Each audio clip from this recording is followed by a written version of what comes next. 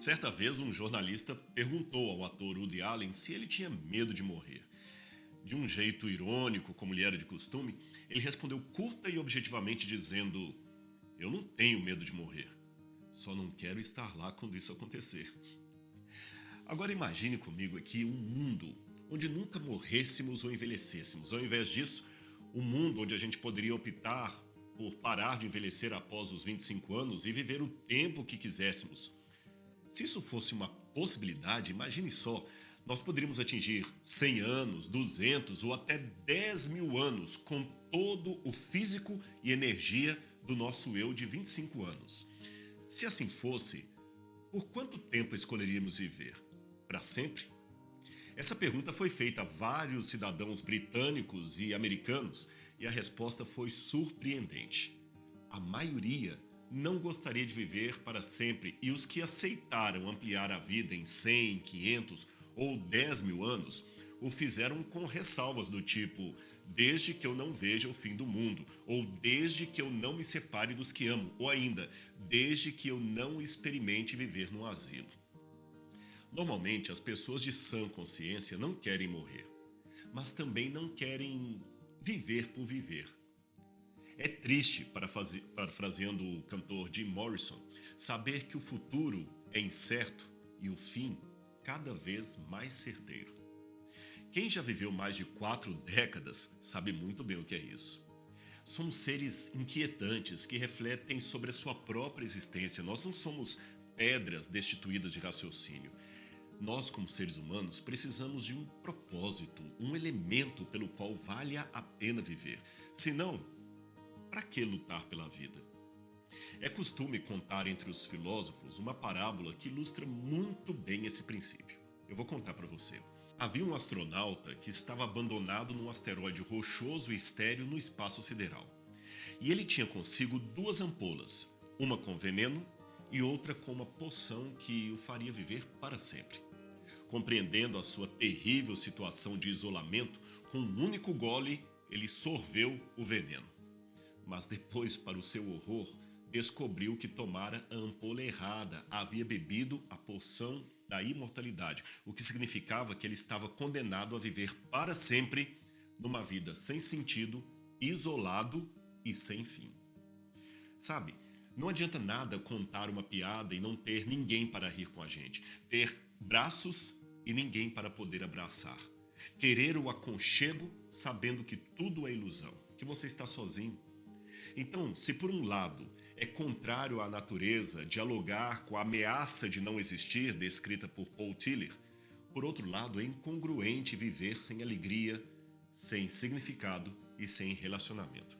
É nesse ponto que surge no horizonte a pergunta que eu quero abrir o diálogo com você hoje. Qual é, afinal de contas, o sentido da vida? Uma pergunta simples, eu reconheço, mas de resposta bastante complicada, pelo menos na visão de alguns. Tanto que virou tradição entre estudantes de humanas uma anedota em que um taxista, certa vez, pegou o famoso poeta T.S. Eliot e o taxista perguntou para ele: "Para onde devo levá-lo, Sr. Eliot?" Curioso em saber como o taxista lhe reconhecera, o mesmo explicou: "Eu tenho um faro, senhor, para descobrir pessoas famosas que, como o senhor, entram no meu táxi."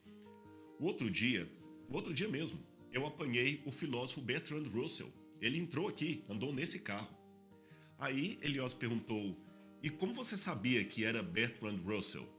"Ah, foi simples", respondeu o motorista. "Eu perguntei para ele qual era o sentido da vida e ele simplesmente não soube responder." Esse é o típico humor nerd ou intelectualoide que precisa ser explicado. Então vamos lá. O Bertrand Russell, que eu mencionei, é considerado por muitos um dos maiores filósofos e matemáticos do século XX, e ele se tornou famoso por ser um crítico ácido da fé e da religião. Ele até escreveu um livro, Porque Eu Não Sou Cristão, que se tornou um best-seller do ateísmo moderno. Pois bem, no campo das exatas, Russell recebeu o Prêmio Nobel e publicou, juntamente com Alfred North Whitehead, uma das mais respeitadas obras intitulada Principia Mathematica. Isto sem contar o lançamento do clássico compêndio de História da Filosofia Ocidental, que é referência até os dias de hoje. Agora, quando Russell retira Deus e a fé do cenário filosófico, ele acaba sendo coerente com o seu ceticismo. Eu vou explicar isso para você.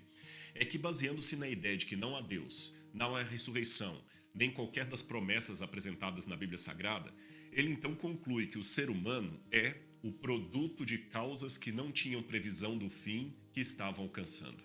Que a sua origem, seu crescimento, suas esperanças e medos, seus amores e suas crenças são apenas o resultado de colocações acidentais de átomos. Que nenhum fogo, heroísmo, intensidade de pensamento e sentimento pode preservar uma vida individual além do túmulo. Que todos os trabalhos de todas as eras, toda devoção, toda inspiração, todo o brilho do meio-dia do gênio humano estão destinados à extinção na vasta morte do sistema solar e que todo templo de conquista do homem deve inevitavelmente ser enterrado sob os restos de um universo em ruínas. Em poucas palavras, Russell admitiu que sem os sapatos da fé, ficamos existencialmente descalços ou vazios de significado, o que não quer dizer que ele estivesse disposto a aceitar a proposta bíblica. Ele apenas frisava ou admitia a sua condição permanentemente descalço quanto à busca por um sentido último da vida humana. E ele não estava sozinho em seu raciocínio e descrença. A escritora americana Mary Roberts Reinhardt, que não era tão cética como Russell, mas também não era nada crente. Aliás, ela se dizia religiosa não porque acreditasse em Deus, mas porque temia que ele porventura existisse e, nesse caso, precisasse ser acalmado. Pois bem, resumindo o que ela pensava, numa frase, ela afirmou que o sentido da vida, e ela fala isso usando um dos seus personagens, o sentido da vida humana seria apenas um pouco de trabalho, um pouco de sono, um pouco de amor e tudo acabou. Em maior ou menor grau, os que fazem coro aos pensamentos como o de Reinhardt e Russell apregoam o que nós chamamos de niilismo. O niilismo, eu vou explicar, é um ponto de vista que considera que as crenças e os valores tradicionais são infundados e que não há qualquer sentido ou utilidade na existência, especialmente a existência humana. E não são poucos os acadêmicos que enveredam por esse caminho, ainda que de modo inconsciente. Eu vou dar um exemplo para você. Em 2012, o filósofo John Mercerly publicou um interessante livro com um título bem extenso: O Sentido da Vida. Seria uma perspectiva científica, transhumanística, filosófica e religiosa. Neste livro, Mercerly ele relacionou, na verdade, cerca de 100 pensadores que tinham algo a dizer sobre o significado da vida. E ele então escreveu breves resumos sobre o que cada um daquele pensador acreditava. E no final de sua compilação, o autor oferece a sua própria conclusão sobre o assunto. E parece justo dizer que as respostas nas quais ele se baseara, ou a falta dessas respostas, ecoavam uma parte considerável do que é dito por muitos acadêmicos tradicionais, conhecidos especialmente por seu ceticismo em relação a Deus. Pois bem, eu vou citar para você o que o autor concluiu. Apesar dos nossos melhores esforços, não encontramos tudo o que procurávamos. Não podemos apagar todas as nossas dívidas. Não podemos aliviar todos os nossos medos. No final, não temos garantias e o abismo, por mais que desejássemos o contrário, sempre nos acompanha. Navegamos no limiar entre a luz eterna e a escuridão infinita. Estamos à deriva e precisamos salvar a nós mesmos. Conclusão audaciosa e surpreendente, feita por um pesquisador profundo, PhD em filosofia e que sabe muito bem como dialogar com as fontes que ele usa.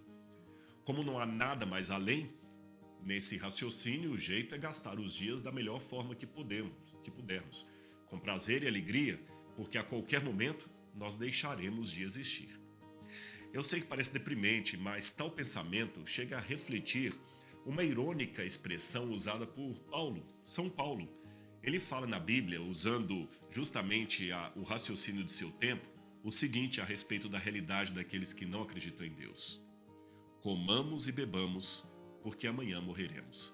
1 Coríntios capítulo 15, verso 32. Aqui, o autor bíblico está citando uma tradução grega do profeta Isaías, quando este descreve a imprudente autoindulgência daqueles que desprezavam a transcendência, limitando a sua história a apenas a vida aqui nesse mundo. É como se ele dissesse: vamos apreciar as coisas boas da vida agora, pois logo tudo terminará. Paulo até imita, ironicamente, a linguagem de tais céticos para, é claro, reprovar ao final a sua teoria prática. Em outras palavras, se as pessoas se convencerem que tudo se resume a morrer como animais e plantas, em breve passarão também a viver como animais e plantas. O sentido da vida, conforme afirmaram pesquisadores do Journal of Humanistic Psychology, seria desfrutá-la enquanto é possível. Que resumo trágico, não é mesmo? Esta foi a conclusão a que chegaram, após um grande período de estudo, um grupo de psicólogos da Universidade do Arizona, quando analisaram cuidadosamente as palavras de 200 pesquisadores ou pensadores que vão desde Oscar Wilde até a Napoleão Bonaparte, passando por nomes como Freud e Bob Dylan. E na mesma onda do aproveitar a vida enquanto se pode, alguns assumem que ela de fato não tem sentido algum, a não ser, talvez, aquele que cada um queira subjetivamente dar. Mas este é, como eu falei, reconhecidamente um sentimento subjetivo e dificilmente vale para todos. Schopenhauer, Kafka, Sartre e Nietzsche são pessoas que acabam oferecendo uma filosofia que envereda por esse tipo de pensamento. Mais recentemente, no entanto, alguns, tentando fugir daquela acusação de nihilistas, preferiram evitar problemas ao dizer que o sentido da vida é um mistério, como a gente encontra, por exemplo, em Dawkins e Hawking. Agora, o contraditório de tudo isso é a presença constante, você tem que admitir isso, de um sentimento humano que insiste em ultrapassar as delimitações impostas pelo niilismo. Há algo em nós que resiste à ideia de morrer, de acabar um dia. Sabemos que não vamos viver eternamente, mas sempre nutrimos a expectativa da vida, seja para nós ou para aqueles que nos rodeiam. Somente quem está seriamente afetado em suas emoções deseja a morte para si ou para o seu semelhante. Aliás, o próprio Bertrand Russell, agora já com 95 anos de idade, perto da morte, escreveu um novo ensaio de uma só página que, além de não ter título, ficou sem ser publicado por mais de 20 anos após a sua morte, que ocorreu em 1970. Nele, Russell confessa o seguinte: chegou a hora de rever minha vida como um todo e perguntar se ela serviu a algum propósito útil ou se foi totalmente ocupada com futilidade. Infelizmente, nenhuma resposta é possível para quem não conhece o futuro. Que ironia! Em outras palavras, eu posso dizer que o mesmo indivíduo, ateu, crítico, cético, que escreveu o livro definitivo sobre a história da filosofia ocidental, que foi retratado como o maior filósofo do século XX, termina essencialmente a sua vida dizendo que nenhuma resposta é possível quando o assunto é o sentido da nossa existência. Talvez agora você entenda um pouco melhor aquela piadinha que eu descrevi lá no início da nossa conversa do taxista que supostamente pegou Russell em seu carro. Mas, como se não conseguisse suportar todo esse negativismo, o próprio Russell acaba em determinado momento admitindo: há um artista preso em cada um de nós. Solte-o para espalhar alegria por toda a parte. Quando eu li isso, eu fiquei pensando o que ele queria dizer com essas palavras. Que artista é esse que precisa ser solto? Talvez a resposta esteja numa declaração anterior que o próprio Russell fez em 1903, quando escreveu: para viver uma vida com significado, é preciso abandonar os interesses particulares e mesquinhos e cultivar um interesse no eterno. Que palavras interessantes ditas por um cético. Se temos que concentrar o nosso interesse no eterno, é porque o eterno existe e temos necessidade dele. De outra forma, seria colocar atenção numa ilusão.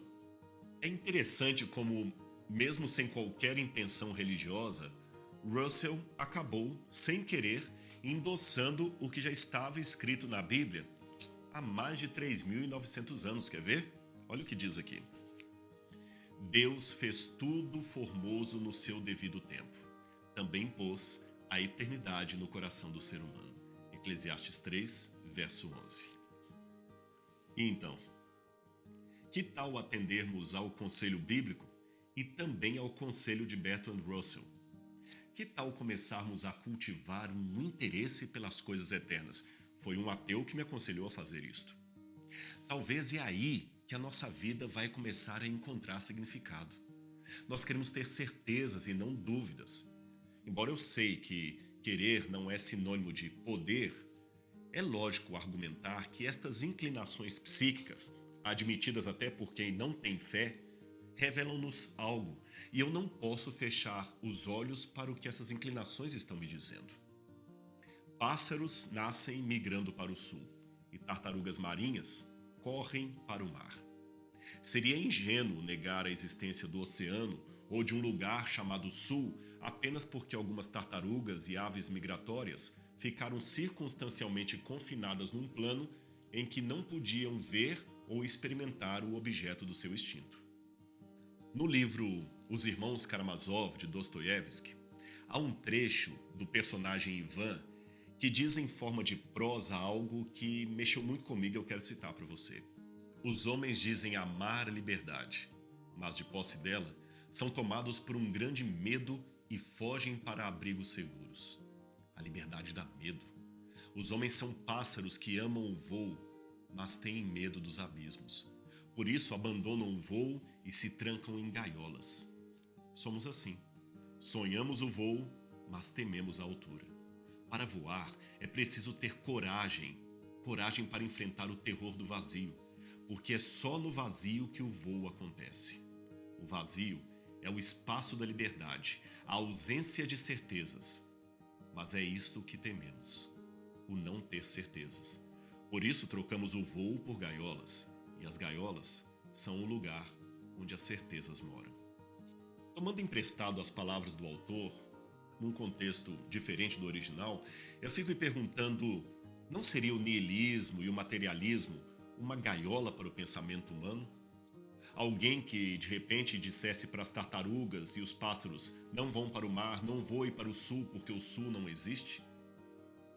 Não estaria na hora talvez de sair dos limites dos grilhões da materialidade e tentar alçar um voo pela fé num abismo do qual não teremos todas as certezas? Pense nisso. Não está na hora de deixar a gaiola das certezas e embarcar no plano celestial de Deus? Eu acho que esse aqui será um grande salto intelectual que você poderá dar. E lembre-se de uma coisa: quem procrastina decisões importantes arrisca ter o seu destino decidido por circunstâncias aleatórias. É como deixar-se guiar entre armadilhas por um guia completamente às cegas. Algo a se pensar.